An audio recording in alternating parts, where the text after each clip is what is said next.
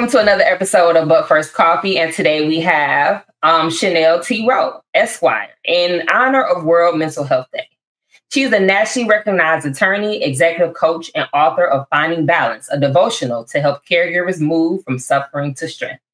With a career spanning BigLaw, the U.S. Securities and Exchange Commission, Fortune 50 companies, and the C-suite, she has advised leaders through some of the most complex legal and regulatory challenges of our time. She served as Enforcement Counsel at SEC, managed over $1 billion in cross-border transactions as General Counsel and Partner of a global broker-dealer and fintech platform, and later guided litigation policy and risk management as Senior Counsel at Johnson & Johnson.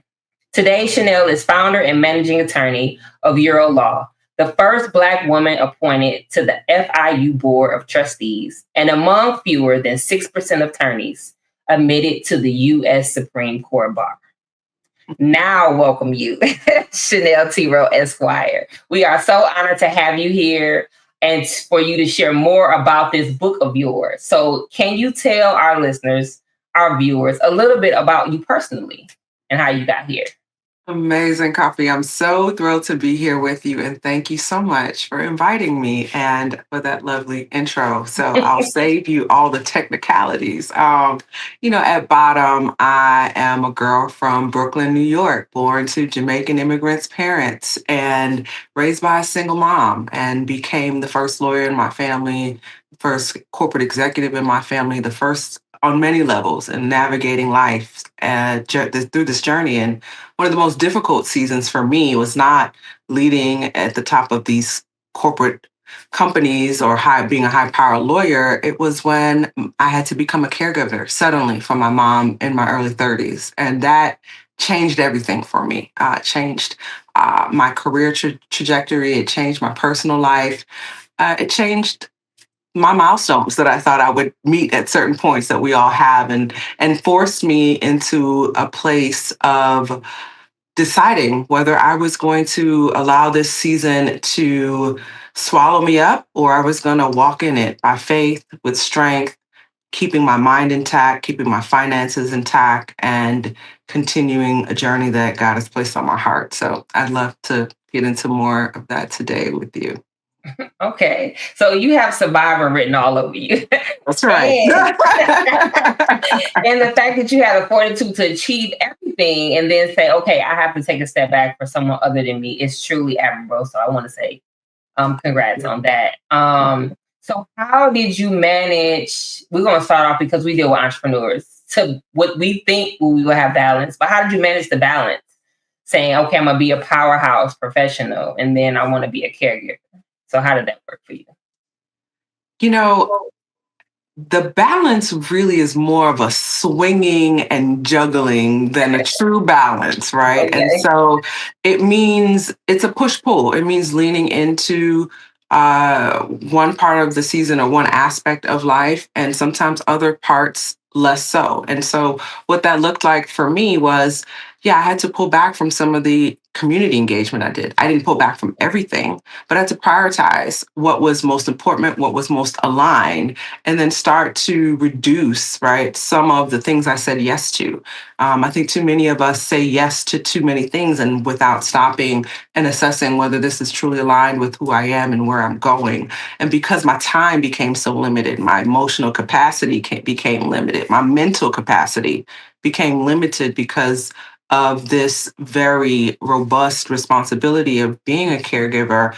It really forced me to make some decisions about how I spent my time, how I spent my energy, how I spent my money, and what I took on, what I said yes and what I said no to. So the balance is really in a sense of self, right? And spending that time with yourself to process where you are, how you're feeling, and what are your needs. Because when you lean into a space of caregiving, you're so focused on someone else, you very easily forget yourself in the midst.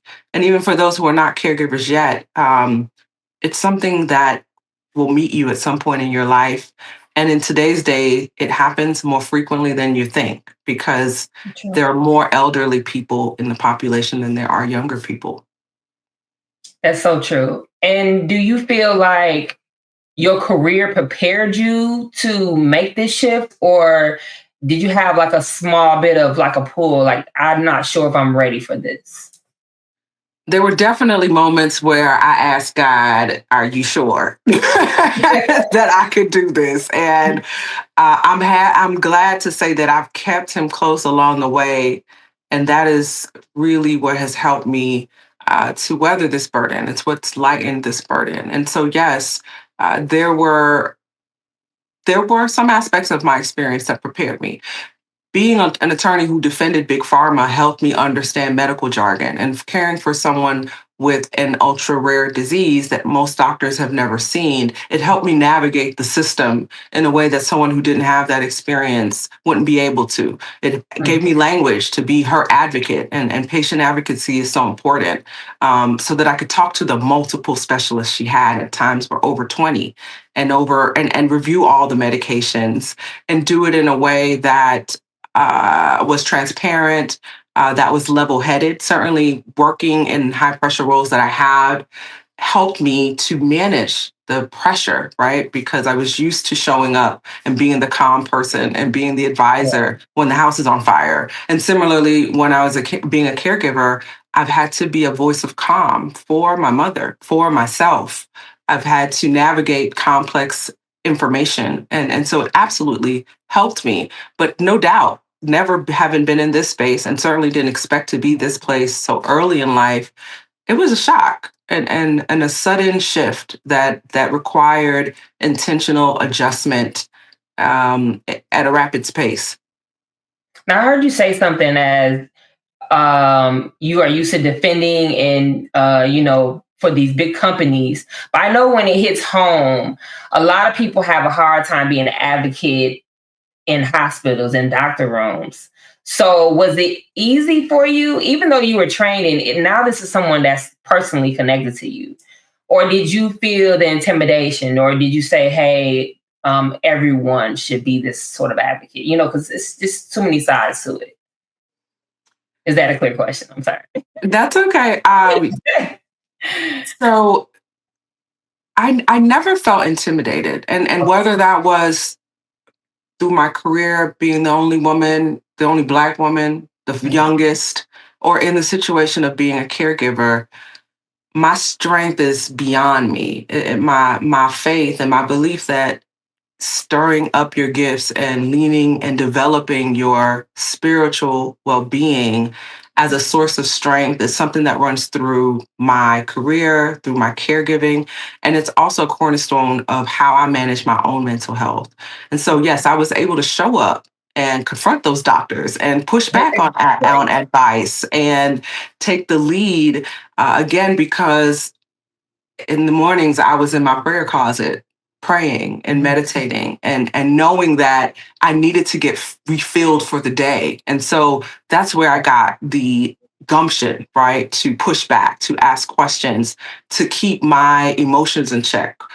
But that also came with other practices, right? Like emotional regulation, like self-talk, and recognizing that the way I dealt with myself was going to impact the way that I showed up for my mother, the way I showed up for an institution I was representing, and the way I showed up to talk to these doctors and what have you. But certainly it also highlighted for me how challenging it is for everyday folks who have no exposure to the medical system, right? And highlighted how important it is to have a patient advocate, and also how important it is to invest in your mental health and your spiritual well-being so that you can show up in a way that provides solution, that provides calm and peace and direction when everyone else is hysterical.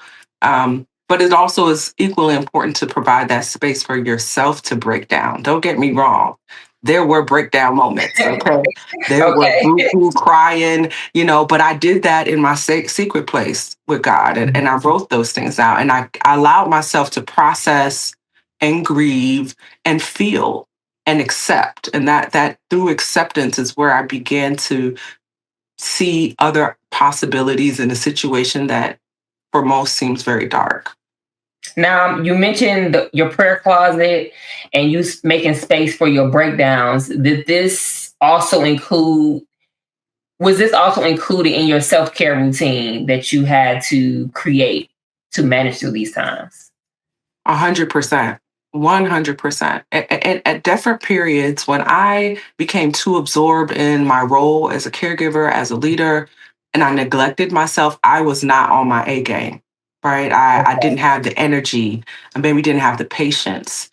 But when I took care of myself, I made time to work out and some people are not into working out. I worked out, but I also danced. I found ways to emit that energy, right? I think it's important to find outlets to get rid of that tension and that negativity, so that you can be at peace and at calm. So yes, physical activity was something that I carved out in my self-care, but also spiritual activity, reading the Bible, spending time with God, talking to God, but not just through prayer, but also meditation, which is listening to God, making space to hear his voice and to hear your inner voice.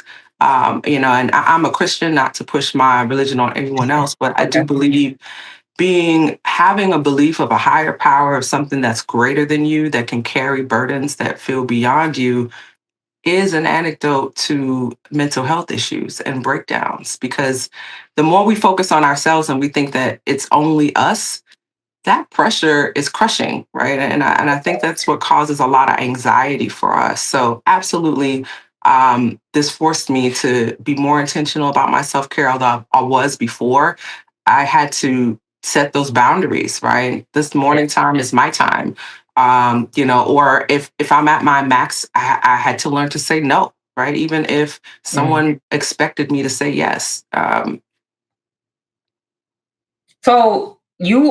want to make sure people understand this. You were still practicing law while being a caregiver. So law was still full time for you, and caregiving was still full time. So you're dealing with burnout on both ends.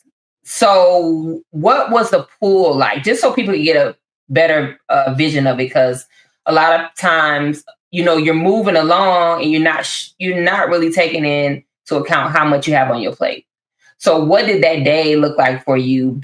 Not balancing, but what was your typical day for you? So we can get a sense of how, how your candle was being burned on both ends here.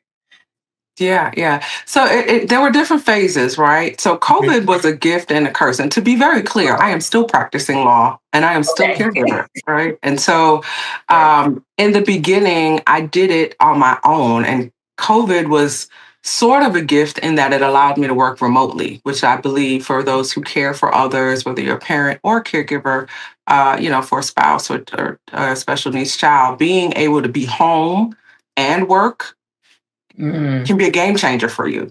Mentally, time-wise, productivity-wise, all the above, right? And so at that time, I had a government job. I was with the federal government, which gives you what people will colloquially say work-life balance more than big corporate, right? And so as God would have it, I gave up half my salary to take that federal job. So it also pushed me into entrepreneurship on the side. But the point is, I gave myself space to be creative about how I would manage it all, right? And so I had more of a real 9 to 5 in the beginning and worked remotely, and there would be interruptions in the day, right? If something happened, if there was an emergency, if a fever flared or something we didn't understand, couldn't manage at home happened, and I would have to stop and I'd have to let my employer know. I'd have to use, my vacation time or my PTO to be present for her, right? And that might mean I couldn't go to all of the mixers in the evening, all the social events that a lot of us lawyers tend to go to. I had to cut back on some of that in order to be present for my family needs. Now, as the years went on, I brought in people. So I would get an aide at home, right? And so I could focus on work, right, between these hours and delegate certain duties to someone who was around and providing the kind of care that she needed. Right. But some of that is also about trusting people, right? I think sometimes it's hard to let go because we're afraid someone may not do it the way we want it. Or the person is so attached to you now. They're so dependent on you. And that wears on you too, but you have to know where to draw the line, right? You need to know what's healthy so that you can still show up and be productive in your business, on your job. as well as being present for that loved one. So the balance involved flexibility, being able to adapt, right? Being able to manage crises. And sometimes her crises wasn't necessarily a real crisis, but I had to manage that, right? I had to be able to communicate clearly so that she understood what I needed in order to show up for her, and to communicate clearly with my employer also, right? About some of what was going on, so that they may understand if my hours had to shift, right? Or if I couldn't be available for this or that, but I would absolutely have to pick up the slack. And so, to answer your question, what it looks like, it is a fluid line that is managed only by your communication and ability to set expectations, your ability to take care of yourself, right? And show up in a way that preserves your capacity to continue to pour on a daily basis. We speak about capacity a lot, and I don't know where it comes from, because no one really has the true capacity for this 24-hour day that you are telling us about right now. No. But on top of all that you had with the corporate burnout and just the stress and emotion behind being a caregiver, why add on entrepreneur to this list? I know, probably sharing information, but entrepreneurship is a whole nother beast. So what motivated you to go that route? I needed the flexibility and the freedom it provided. And at the time, it was necessity. I needed to be able to support the additional financial strain. And I had left my big job and took a pay cut in order to serve in the federal government as a means to advance my career long term. But I didn't know that this was going to happen at that same moment. And so it caused me to be more creative about how to create more income. And so that's what pushed me into it initially. I eventually went back corporate, but I'm now back private, independent. And I find that allows me to show up for my family, for myself, better. Now, you're right. The journey of entrepreneurship is not easy, right? And there's a lot of mental battles that you have to go through and grow through. But I think the pressures are similar, right? And what you need to do to be able to sustain it is similar. It's taking care of your emotional well-being, your mental well-being, your spiritual well-being, and your physical well-being. And so the more you pour into yourself, the more that you have to give. But you also have to know your limits, right? And it's okay to say no. It's okay to set boundaries. And it's okay to not be okay. Okay. I love that you say it's okay to say no. A lot of people do not know the power of no. But you said yes to writing this book, which I think is very inspirational. And it's called Finding Balance. So tell our listeners what they can find in this book, what's helpful for them. Sure. So in this book, I tell a little bit about my story, about how this all unfolded suddenly for me, and how I fought to keep a hold of my identity, my mental health, the goals and things that I wanted, the things God had put on my heart, despite this very difficult season. And how do I navigate the season in a way that allows me to thrive in it and not disappear under the weight of it? And so it begins with the story, and it goes through about 60 days of devotionals dealing with different emotions that caregivers often go through, caregivers and leaders, things like emotional regulation, anxiety, depression, self-talk, grief, discouragement, in a very real way. And it also provides mental health and spiritual tools to help you identify what's going on with you, process that, and come to a place of peace with that. And most importantly, surrender. For me, surrendering my thoughts, my feelings, my desires, the outcome of all of this to God is what gave me freedom to walk in a way that is sustainable.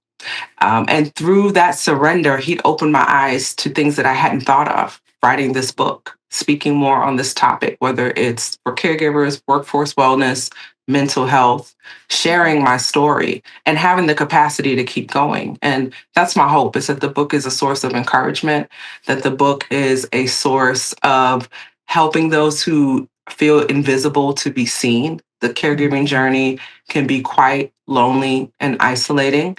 A lot of times there's just one person who's doing all the work and they feel very misunderstood.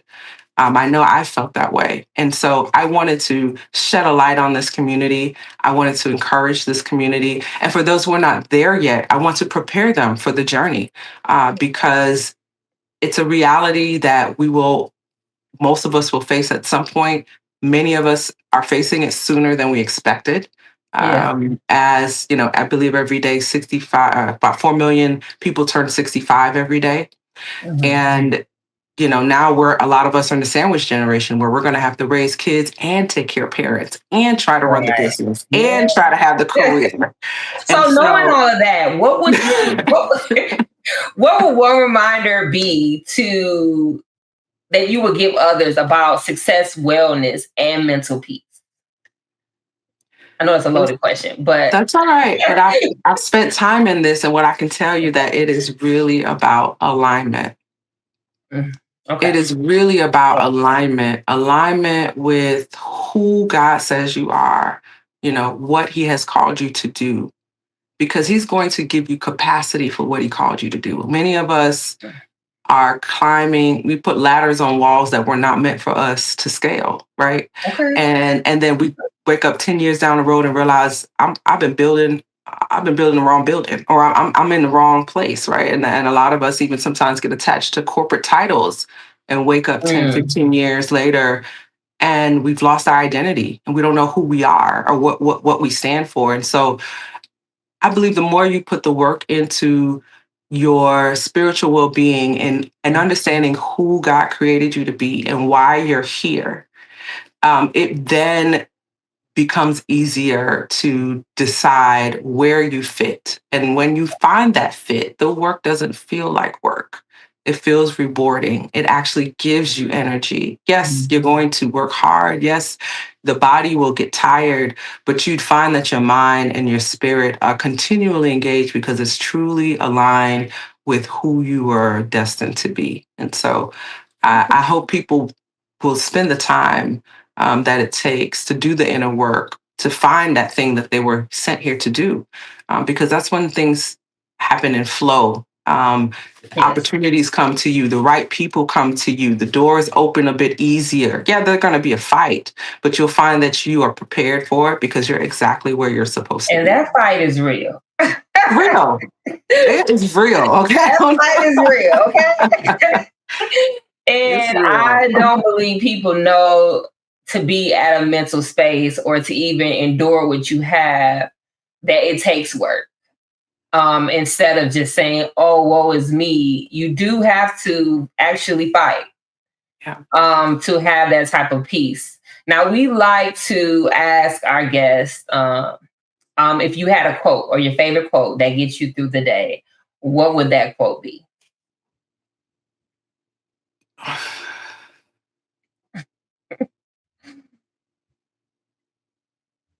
This test will be my testimony. I like that. Because I truly believe that everything we go through, there's a reason for it. And the sooner we quiet our emotions and focus on receiving the lesson in the experience, the less painful it becomes, the easier it is to navigate, and the better we can perform in that season. And so that, I think, removes the woe is me. It can remove you from going through that continuous negative mental loop, ruminating on things as to why me, leaning into why is this happening and asking God to reveal that to you will give you a supernatural peace and energy to really get through that time because it's adding something to you. Okay. Yeah, I like that. And she's not only finding balance, she's providing faith in finding this balance. Yes. So you make sure, where can people find this book? Because I'm sure they probably have questions individual and want to follow you and figure out, they might want a part 2 of this book. So where could they pick up this book, Finding Balance? Sure. This book is currently available for pre-order on my website at www.caregiversdevotional.com. That's caregivers with an S. It will soon be available on Amazon. So keep posted. The release will be next month during National Family Caregivers Month. And so we hope to, again, provide that encouragement. I don't know how to do this life without faith. So if someone else finds something else that works, let me know. And you can follow me at Chanel.Esquire on Instagram. Well, thanks for joining us on World Mental Health Day. Miss Rowe here, she is fighting for your balance, fighting for the law. And I really appreciate you sharing your story. How are things today? I'm sorry. I want to jump back just a little, but I want to know, how are things today? Because you see your light is shining bright, whether you see it or not. And I feel like you found a healthy balance. So how are you doing today? You know what? Like you said, every day is a fight, but it's a good fight. And I have learned to ask for help. I have learned to bring in support. I think I know you have to navigate this like a CEO. You have to, right? You have to get your team in line, keep them motivated, keep them goal-oriented, give them what they need so that they can continue to do the work that you need them to do, right? And so I run that, whether that's in my business or in my home, in such a way to keep things moving and to keep everyone aligned. And that works for me. And I'm honest about when I'm not feeling, my best. I take the time that I need, and I've set boundaries, and I do all of the work. And this is just, the tip of the iceberg of some of the things I talk about in the book. But things are going well because I really feel that I'm where I'm supposed to be. And I believe that God has put me to highlight this issue for people for a reason in this season. So what I'm saying is what I'm walking and encouraging others to find, so that their light can shine as well, because there's someone who's waiting to see your light too. Okay. Well, thank you so much. I know your day is packed. I appreciate you sharing this with us. Again, guys, it's World Mental Health Day. So make sure you purchase this book for a friend, family member who you feel like has challenges to face. Also follow Chanel Rowe. And she can explain more about how she balances, gives you more tips on these things. And again, everything could be possible. She's giving you a list of things you can do. And make sure you take that time for yourself. Just to reset, just to set your boundaries. She's listed all these favorite things and sharing with us today. So thanks again for sharing your journey. My pleasure, Coffea. It's a pleasure to be here with you. Thank you.